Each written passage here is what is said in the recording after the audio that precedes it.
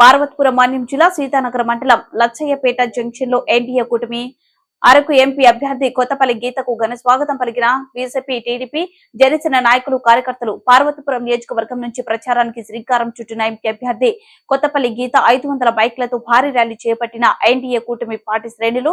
లచ్చయ్యపేట నుండి పార్వతీపురం వరకు భారీ ర్యాలీ చేపట్టిన ఉమ్మడి పార్టీ శ్రేణులు. రోడ్డు పొడవునా హారతులతో స్వాగతం పలికిన పలువురు మహిళలు.